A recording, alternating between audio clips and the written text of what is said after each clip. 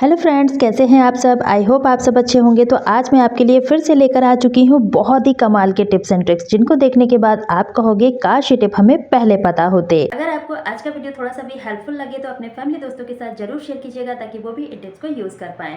और चैनल पर न्यू हो तो सब्सक्राइब भी कर दीजिएगा। तो चलिए आज का वीडियो शुरू करते हैं। आज का मेरा पहला टिप बहुत ज़्यादा यूजफुल होने वाला है। इस सर्दियों में ये दिक्कत हर किसी को आती है।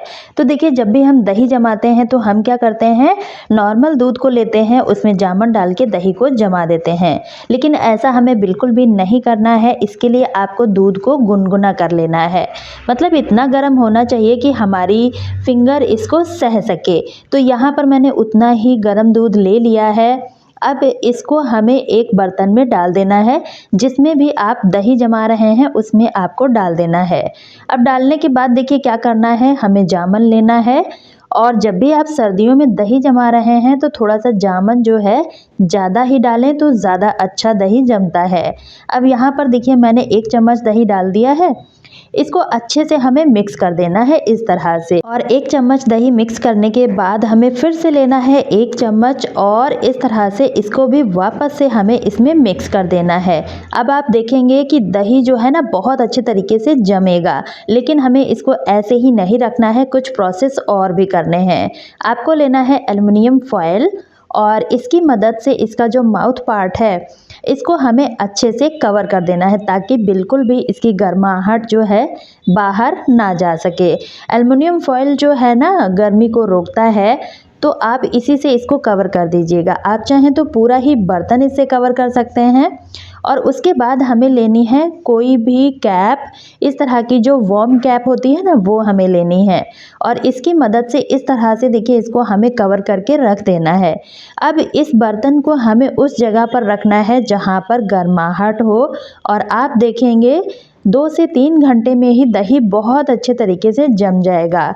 तो जब भी आपको इस तरह की दिक्कत आए तो आप एक बार इस ट्रिक को ज़रूर से यूज़ कीजिएगा। अब देखिए मैं आपको निकाल के दिखाती हूँ कि दही अच्छे से जमा भी है या नहीं। अब यहाँ पर एल्युमिनियम फॉयल को हमें हटा देना है, और उसके बाद मैं आपको दिखाऊंगी कि विंटर सीज़न में भी हम कितना कम टाइम में और अच्छे से दही जमा सकते हैं।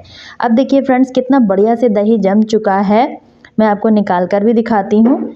इस तरह से देखिए बहुत अच्छे तरीके से दही जो है जम जाता है। तो जब भी आपको दही जमाना है तो आप इस ट्रिक को यूज़ कर सकते हैं। देखिए कितना अच्छे तरीके से दही जम चुका है। कुछ लोग इसको अवन में रखते हैं, लेकिन जिनके पास अवन वगैरह नहीं है तो इस ट्रिक से भी हम दही को जमा सकते हैं। आई होप आपको ये वाला ट्रिक भी पसंद आया होगा। तो जब भी आपको दही जमाना है आप एल्युमिनियम फॉयल और कैप का इस्तेमाल ज़रूर से कीजिएगा। आप कोई भी पुरानी कैप भी ले सकते हैं। तो चलिए अब देख लेते हैं अगला यूज़फुल टिप। तो यहाँ पर देखिए मैंने कुकर लिया है, और कुकर का इस्तेमाल हम सभी लोग डेली ही अपने किचन में करते हैं। लेकिन आपने देखा होगा कभी कभी ना ये कुकर जो होता है इसका रबर ख़राब हो जाता है, और हमें पता तब चलता है जब हम इसमें कुछ बना रहे होते हैं, जैसे दाल सब्जी वगैरह। तो आपने देखा होगा स्टीम जो है बिल्कुल भी रुकती ही नहीं है, निकलते ही रहती है। तो ऐसा हम क्या करें, मतलब इमरजेंसी होती है, जैसे कि रात के टाइम अगर खाना बना रहे हैं तो उस समय कोई भी शॉप नहीं खुली रहती है कि हम इसका रबर चेंज कर सकें। तो उसके लिए मैं आपको छोटा सा ट्रिक बताऊंगी। आपको लेना है इस तरह के पतले वाले रबर बैंड, और इनको हमें कुकर का जो रबर रहता है ना इस पर हमें इस तरह से लगा देना है। 1 से 2 रबर बैंड आप लगा दीजिएगा, और आप देखेंगे बिल्कुल भी स्टीम यहाँ से निकलेगी नहीं। इमरजेंसी में आप इस ट्रिक को यूज़ कर सकते हैं। मैं आपको 2 तरीके बताऊंगी, दोनों में से आपको जो पसंद आए उसको आप यूज़ करके अपने काम को कर सकते हैं। अब देखिए हमें क्या करना है, इस तरह से इस रबर को ढक्कन पे लगा देना है। और इतना हमें ध्यान देना है कि स्टीम जहाँ से निकल रही हो वहीं पर आपको इन रबर को लगा देना है। कुकर का ढक्कन भी अच्छे से बंद हो जाता है, ऐसा नहीं है कि ढक्कन बंद नहीं होता है। मैं आपको बंद करके भी दिखा रही हूँ। अब आप इसमें कुछ भी बनाएंगे बिल्कुल भी स्टीम नहीं निकलेगी। तो एक तो तरीका ये हो गया जिस तरीके से आप इन रबर बैंड को इस्तेमाल कर सकते हैं। अगर आप रबर बैंड इस्तेमाल नहीं करना चाहते हैं तो आप क्या कीजिए, इसके रबर को निकाल लीजिए और ये जो हमने पतले वाले रबर बैंड लगाए हैं इनको हमें हटा देना है। अब इस तरह से हटाने के बाद इनको हमें रख देना है थोड़ी देर के लिए फ्रीज़र में। जितने भी कुकर हैं जिनका भी रबर ख़राब हो चुका है, स्टीम निकल रही है, उनको आप इस तरह से रख सकते हैं। इससे क्या होगा, रबर जो है थोड़ा सा टाइट हो जाएगा और इसको आप कुछ दिनों के लिए इस्तेमाल कर सकते हैं। तो 2 तरीके मैंने बताए हैं, दोनों में से आपको जो पसंद आए उसको आप इस्तेमाल कर सकते हैं। आई होप ट्रिक पसंद आया होगा। अगला ट्रिक है हमारा इस तरह के सॉक्स को लेकर। तो देखिए सॉक्स जो हैं हम सभी के घर में कुछ ना कुछ वेस्ट हो जाते हैं, मतलब पुराने हो जाते हैं। कभी कभी इनका इलास्टिक ख़राब हो जाता है तो हम यूज़ नहीं करते हैं, इनको ऐसे ही डाल देते हैं। लेकिन ये पुराने सॉक्स भी हमारे बहुत काम के हैं। आपको क्या करना है, चिमटा लेना है। अब हम सभी के पास कुछ ना कुछ चिमटे जो हैं एक्स्ट्रा में रहते ही हैं। 1 से 2 चिमटे रहते हैं तो आप एक चिमटे को अलग कर लीजिए और इसको हमेशा के लिए आप इस्तेमाल कर पाएंगे। यहाँ पर जो सॉक्स पुराने हैं इनको हमें चिमटे में पहना देना है कुछ इस तरह से। ये हमारा टूल बनके तैयार हो चुका है। अब इसको इस्तेमाल कहाँ करना है चलिए देख लेते हैं। तो इस तरह से देखिए जो डोर की क्लीनिंग होती है, जहाँ पर हमारा हाथ नहीं जा पाता है, स्पेस बहुत कम होता है, वहाँ पर आप इस टूल का इस्तेमाल कर सकते हैं। क्लीनिंग बहुत अच्छे तरीके से हो जाती है। ये छोटे से छोटे स्पेस में भी इस तरह से देखिए चला जाता है। तो इस तरह से आप इसको क्लीनिंग के लिए इस्तेमाल कर सकते हैं। और जो हमारे घरों में खिड़की दरवाजे होते हैं उनमें इस तरह का ग्रिल लगा रहता है, इसको भी आप इससे क्लीन कर सकते हैं। मैं आपको क्लीन करके दिखा रही हूँ। ये विंडो जो है बाहर की है, बहुत ज़्यादा धूल मिट्टी आती है और अगर हम हाथों से करते हैं तो बहुत ज़्यादा टाइम लगता है। इस तरह से इस टूल को बनाकर आप फटाफट से इस्तेमाल कर सकते हैं और एक भी पैसे का खर्च नहीं है, बिल्कुल फ्री का जुगाड़ है।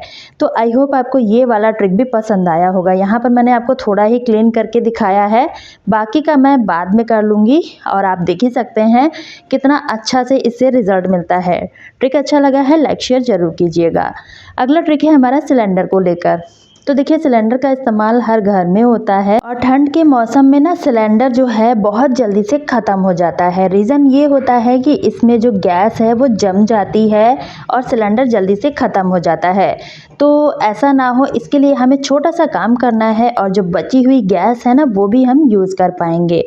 तो आपको लेना है एक बड़ा बर्तन और इसमें हमें डाल देना है गर्म पानी। पानी अच्छे से गर्म होना चाहिए, मतलब खौलता पानी होना चाहिए। अब इस बर्तन में हमें अपने सिलेंडर को रख देना है। इसका तली वाला पार्ट जो है पानी में डिप हो जाएगा। इससे क्या होगा कि जितनी भी गैस जमी हुई है वो सारी की सारी मेल्ट हो जाएगी और इस सिलेंडर को हम वापस से यूज़ कर पाएंगे। तो इस तरह से हमारी काफ़ी ज़्यादा बचत हो जाती है। जो सिलेंडर हम सोचते हैं कि बहुत जल्दी से ख़त्म हो गया है उसको भी हम कुछ दिन और भी यूज़ कर पाएंगे। इस तरह से वेस्टेज नहीं होगी और हमारा बचत भी हो जाएगी। आई होप ट्रिक पसंद आया होगा। अगला ट्रिक है हमारा मटर को लेकर। मटर का इस्तेमाल हम सभी लोग करते हैं और क्या होता है जब भी हम मार्केट से ज़्यादा मटर लेकर आते हैं और इसको हमें छीलना होता है तो बहुत ज़्यादा टाइम लग जाता है। तो हम सोचते हैं कि ढेर सारी मटर को हम बहुत ही कम टाइम में छील पाएँ। तो ऐसा हम क्या करें कि हमारा काम आसान हो जाए। तो इसके लिए देखिए हमें क्या करना है, कोई भी कॉटन का कपड़ा लेना है और इस पर हमें जितनी भी मटर को छीलना है डाल देना है। अगर ज़्यादा मटर है तो 2-2 बार में भी आप इसको डाल सकते हैं, मतलब आधा आधा करके। और इस तरह से डालने के बाद हमें इसको कपड़े को फोल्ड कर देना है कुछ इस तरह से। अब हमें लेना है आयरन और जैसे हम कपड़ों को प्रेस करते हैं सेम तरह से हमें इसको आयरन करना है। इससे क्या होगा, जो मटर का छिलका है वो बहुत ज़्यादा सॉफ्ट हो जाएगा और आप देखेंगे कि मटर को छीलना बहुत ज़्यादा आसान हो जाएगा।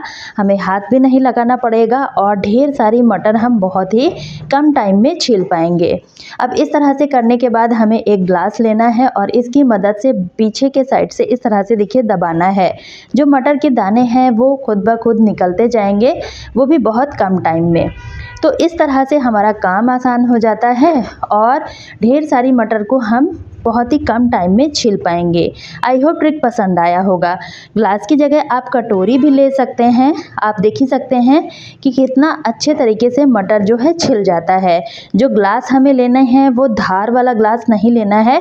इस तरह से जो धार का साइड होता है, पीछे के साइड मुड़ा होता है ना, ये वाला ग्लास लेंगे ना तो बहुत अच्छे तरीके से मटर छिल जाएगा। ट्रिक अच्छा लगा है लाइक शेयर जरूर कीजिएगा। और आयरन ग्लास तो हम सभी के पास होता ही है, तो आप इसको इजी तरह से यूज़ कर पाएंगे। तो फ्रेंड्स, आज के वीडियो में आपको कौन सा टिप सबसे अच्छा लगा है कमेंट सेक्शन में ज़रूर बताइएगा। इसी तरह के और वीडियो का लिंक एंड स्क्रीन में है, आप वहां से देख सकते हैं। तो कल फिर मिलती हूँ, तब तक के लिए बाय फ्रेंड्स।